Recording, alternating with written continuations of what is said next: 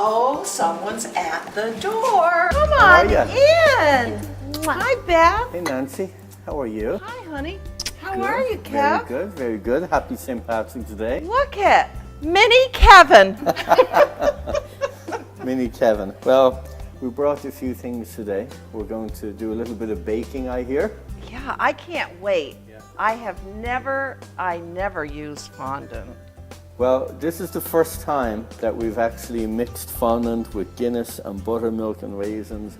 Not that we will actually mix them together, but it's all good stuff, you know. I'm ready. I'm as excited as you are. Let's get started. Hi, Beth. Hi, Kevin. Hey Nancy. Hi Nancy, how are you? Come on, we're going to have a busy day today. I'm very well, darling. Although I do have a shock for you today. I know you introduced me and everybody knows me from satin ice and from fondant, and that's my world. But, you know, I've been convinced to come here today, celebrate St. Patrick's Day with you, and to make some scones and soda bread. Let's get started and I'll tell you about it, okay? Show me. Great, okay. So I've started out here today, and of course we have some traditional Irish products, our Guinness here for later. Not for the soda bread, but for maybe consuming with it. We do have some Kerrygold products here. I used their butter. And again, the ingredients, we're using a blend of flour here. So when you make a scone or a biscuit, you don't typically want to always use bread flour. It can make them a little bit tough, okay? So to have a nice tender product, you mentioned buttermilk, but the flour is very important. So I'm using a blend of all-purpose flour, and then I'm using a little bit of self-raising flour. So I'm just going to weigh this up here. I'm using my gram scale, and we'll weigh up 250 grams of self-raising flour. Okay, 250? Almost 50, yes. 250 grams. 200, okay. That's good. Self-rising flour, 9 ounces. All-purpose flour, 9 250 grams So equal of flour. amounts. Well, I'm gonna. Wait. Exactly, here we go. All-purpose flour. Ounces. So what we'll do is we'll post the recipe, I think, for your friends out there, that everybody can see it. And you know, I've measured it in grams and ounces. You know, it's really foolproof, this recipe. It's quick and easy to do. So let's continue. This is wonderful, great. Okay. So now baking soda? Yep, so there are 2 flours that we have in here. I can actually lose my scale over here. We'll get rid of that. And basically the ingredients we're using, again, when you think of scones, biscuits, soda bread, they're all aerated using baking soda and buttermilk. We don't use any yeast here, so it is a yeast-free product. And in here I have our baking soda. I'm going to pop that right in there. 1/4 of an ounce. And then we have our salt. So what does that 1/4 of an ounce equate to in teaspoon? 1/4 of an ounce is probably about, of the baking powder, about 1.5 teaspoons. Okay. And then you could say about 1 tablespoon of salt. Okay. And then we're adding some sugar in here. Okay, 4 ounces. 4 ounces, so that's a 1/2 cup. There you go. And then we're also going to add some of, you can use butter, margarine, whatever your preference is. Today I'm working with Kerrygold product. And you can find this in your local store, any good quality butter. And then we have our buttermilk down here, okay, which equates to 14 ounces, which is just slightly under a pound of buttermilk. And we have 1 whole egg that we'll add in a few minutes. But the first thing we want to do is blend our ingredients together. And clearly you can do this. Obviously you wash your hands, and you're basically just breaking or blending the butter through the flour and the other dry ingredients. Now, it's important to do this very gently. So you're just, you know, tossing it through your fingers, if you will, rubbing the butter into the rest of the dry ingredients. And it's important to do this because you're dispersing everything. You want to keep it nice and evenly dispersed. You know, of course, one of the things we have to explain to the audience today is that I'm really keeping with I suppose, your tradition of making products from scratch, okay? Versus a lot of products do come today in ready-made mixes, and obviously they're very convenient and great at when you need something in a hurry. But it's also nice to be able to go back and make something from scratch. My background, of course, is originally from Dublin, Ireland, and I grew up, we had a family bakery business in Dublin, and we made bread, cakes, pastries, everything was made from scratch. And is this how your grandmother incorporated the butter with the flour? Well, it was actually, I have to give credit to all my family, including really my parents that I grew up with. And in our bakery business, we worked with a lot of commercial machines that did this operation for many products, but the soda bread was always made in this manner, where we just used our hands to mix it. And again, you don't have that over mixing or toughening of the dough because you're using a machine, you know. So this is the surprise part. I can either make a bay in the bowl like this and just add my liquid in. You can see in here there's a nice bay created. Or we can do it the old-fashioned way, and we can just empty all the ingredients out on the table. And this to me is like the fun way, but especially when you have kids involved and they want to have a go at making some scones. Or grandmothers. Or grandmothers. And basically, you know, you're just forming a bay here. And so there's all of our dry ingredients. We now take the buttermilk and the egg. We're cracking our egg in here. And everything goes right into the center, just like that, okay?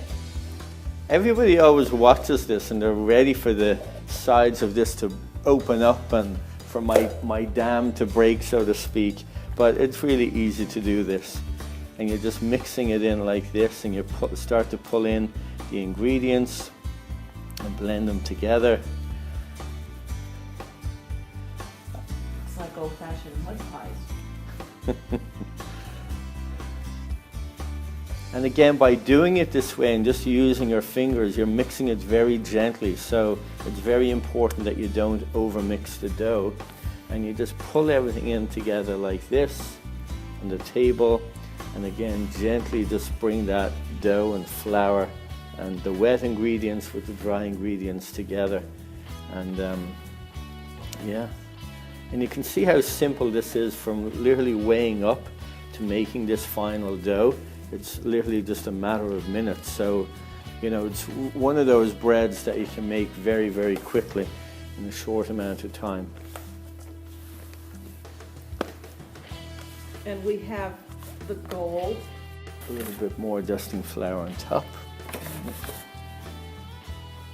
And again, you start to form the dough. Now, you don't want to knead it a lot, right? No, not a lot, just very gently like this into a round ball. So Nancy, now we're going to roll out our dough, okay? So you just take a small rolling pin, flour the piece of dough, just gently dust it with flour, and we slowly... And these are going to be our sconces. And after our sconces, then we're going to make the soda bread, which I think is really my favorite because it's got a little sugar on it and a few raisins.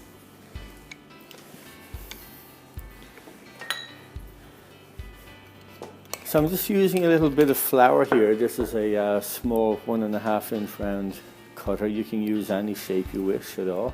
And literally I'm going to place them like this. Actually, why don't you place? If I cut and you place, that works. Oh, they are lovely. Oh, they're so light.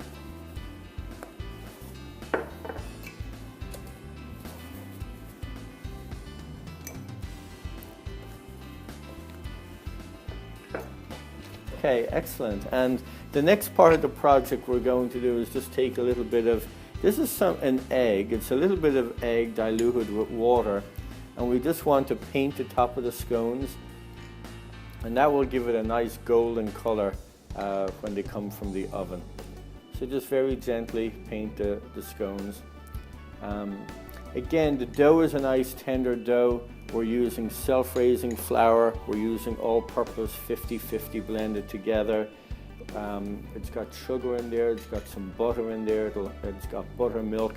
So it's a nice tender product, and sometimes it's good to let them rest just for 5 to 10 minutes before they go into the oven.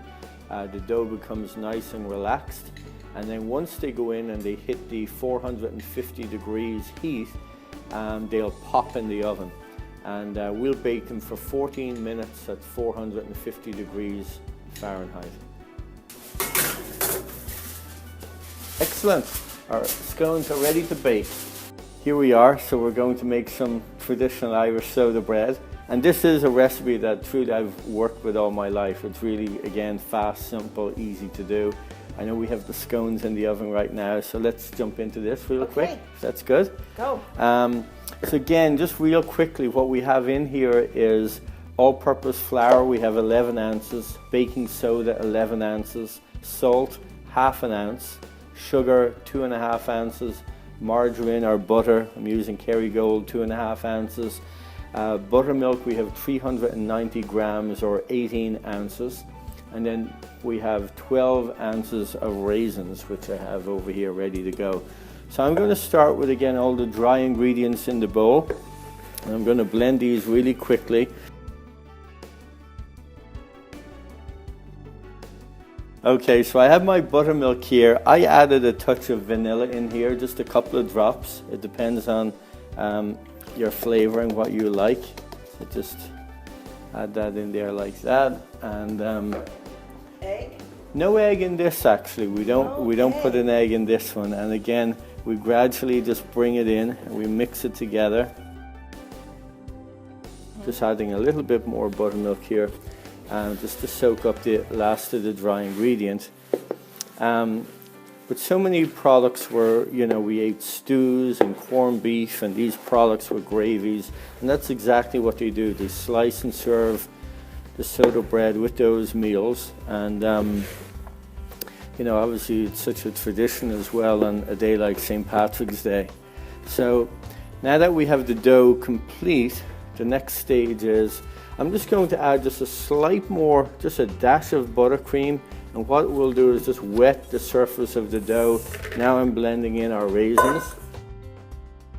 So the next stage then, I'll empty it out onto the bench. So we're going to put a little flour here, just scatter it here on the bench like this. I'm going to use a scraper just to take one swoop. I'll take the product out. So I'll take this dough, place it on our baking pan, just press it down slightly. And does this rest? It will rest for maybe 5 to 10 minutes, that's all it needs. And then we're also just going to wet the surface of the dough with a little bit of egg wash, which is just some eggs diluted with a little bit of water. And paint that on like that, and we'll just gently score it.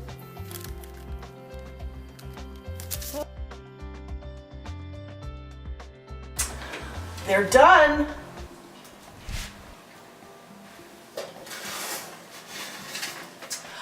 Aren't they beautiful?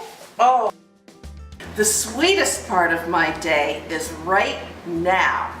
I would like again to introduce Beth Townsend, creator extraordinaire. Just wait. What did you do to create this chocolate? Well, first of all, I should tell you that Kevin wanted a last-minute Irish-themed cake, so we thought maybe a pot of gold cake. So all I had was sheet cakes in the freezer, so we just kind of chopped them up into circles and carved them into this kind of cylinder shape. So how about we get some fondant on the cake? Let's do it. All right, so first we're going to put a coat of buttercream. So I just use a really thick buttercream. You can see it's thick.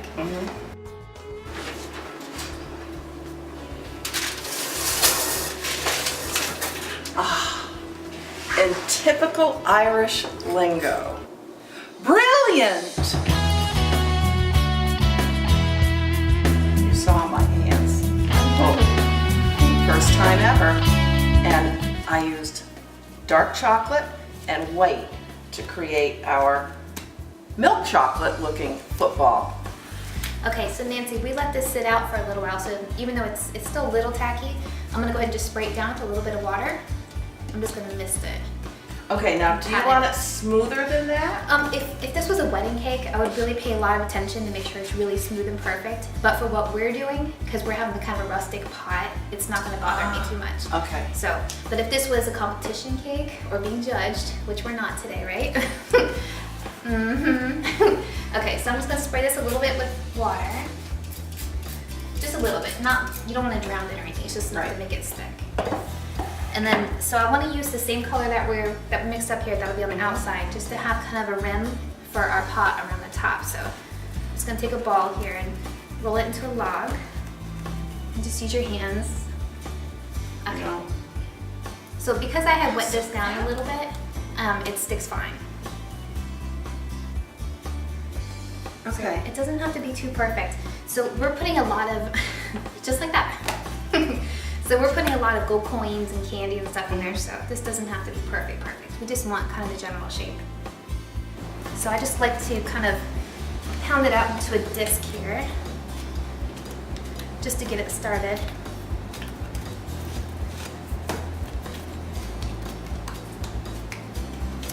And then we're gonna put some powdered sugar down. Some people like to use cornstarch, I like powdered sugar. I just want kind of a dusting of it. We're gonna roll this out really big.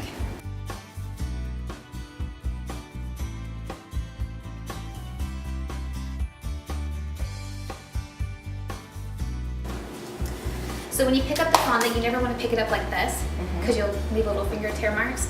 So you wanna scoop underneath and pick it up like this.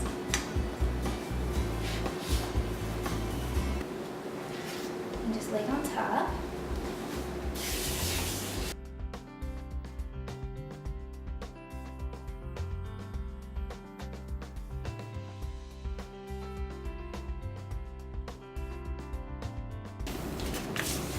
So then you just use your little pizza cutter and you just cut around the bottom. And you can ball this up and save it again for later. Just try to shake off as much powdered sugar as you can.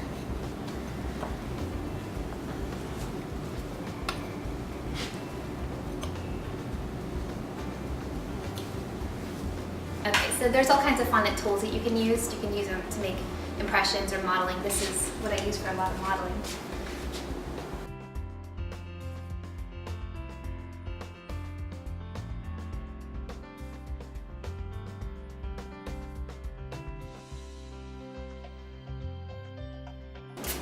No, I don't think it is.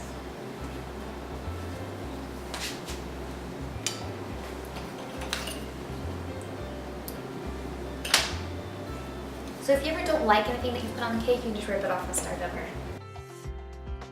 So then I'm gonna make some little handles. I'm gonna get some here. Same concept, I'm just gonna roll out 2 snakes and then have them draped over the side.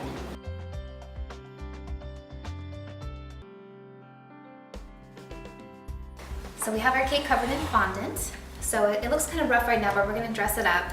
I wanted to show you, you can use a piping tip to add kind of like little screw holes for the handles. So you just poke them right in there, and then we'll paint them with silver later. Okay, so we're gonna set him aside just for a second. I just wanna show you how we made the gold coins. So I made a bunch of these last night so they would dry. So they're kind of the lucky money.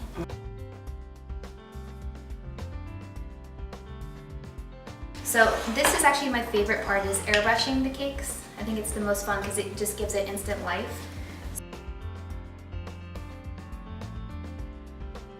So now I'm gonna take a little bit of silver. This is a edible silver dust, and I'm gonna add the vodka or the rum to it. You just wanna start with a little bit at a time because a little bit goes a long way. And just mix it all up together until it's dissolved. And then I'm just gonna use this to paint on the handles, just so the handles are a little bit different color.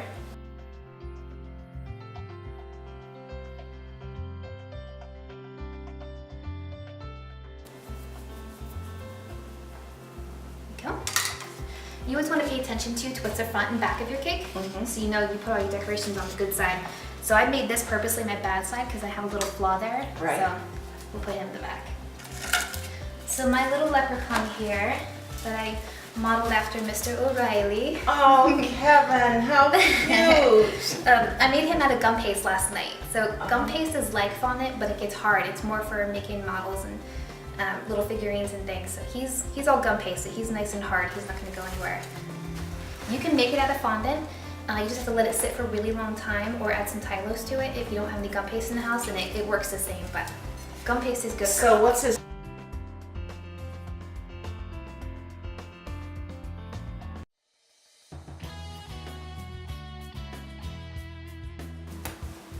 So I'm going to put a little bit of ribbon around the bottom of this also to hide our clipboard edge. Right. And I'll just spend some time getting this all cleaned up and all the details on there, and then we'll see him later when it's dinner time. Okay, perfect.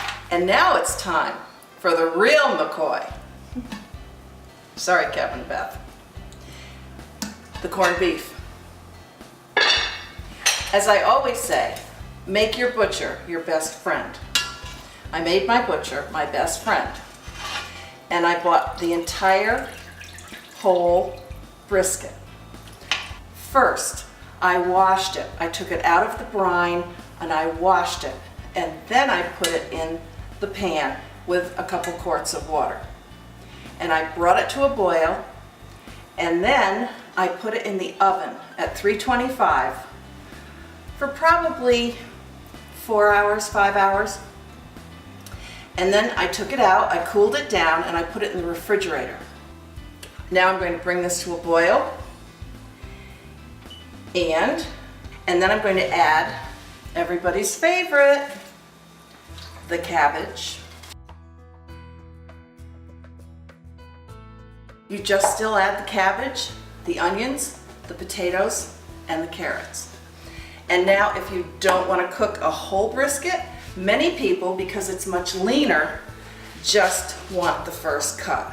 This too I brined and marinated. And this I'm going to cook in a slow cooker.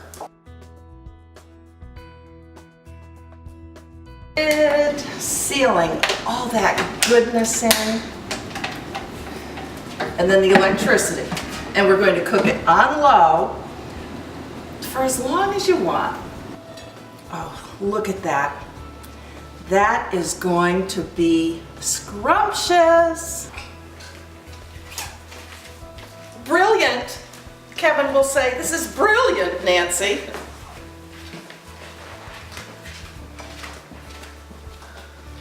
Ta-da. Nancy, that's absolutely brilliant. Amazing job. Is that your best brogue? This is my only brogue, what can I say? This is Dublin, Ireland meets Hudson, New York. Here we are. Fantastic. Look at the spread. I know. We got our scones, we got our soda bread, we got the amazing meal, and look who we have sitting here. I Compliments know. of Beth Kevin. Kevin Jr. All right, Nancy, let's celebrate classic Irish style, okay? You get the corned beef, potato and cabbage. I'll grab the Guinness. Okay, I'll get ready. Oh. Now, do I not, that's the perfect head? This is the perfect head. Oh, nice. Oh.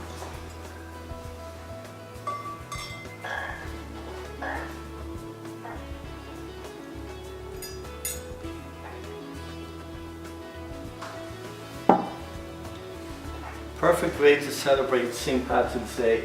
Cheers. Cheers. Now, is there another saying? I was going to ask you, you know what that one is? What? Sláinte. That's what we say in Ireland. Sláinte. Sláinte. Yes. And I want to see you drink that in one gulp.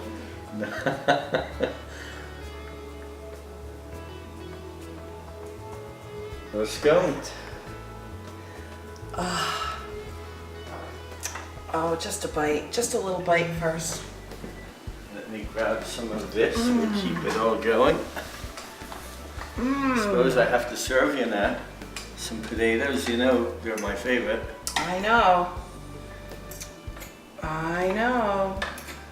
Now, you know I'm going to get in big trouble from all my cake friends, you know, because they're so used to everything satinized, and they see me here working with meat and potatoes and scones. And what will they say? Well, we can do it at least one day a year, right? This is delicious. I hope. Excellent, yeah. Bon appetit, we still say bon appetit even on St. Patrick's Day. Bon appetit. Look at this. Fantastic. Okay, first bite. Tell me. I'm going straight into this.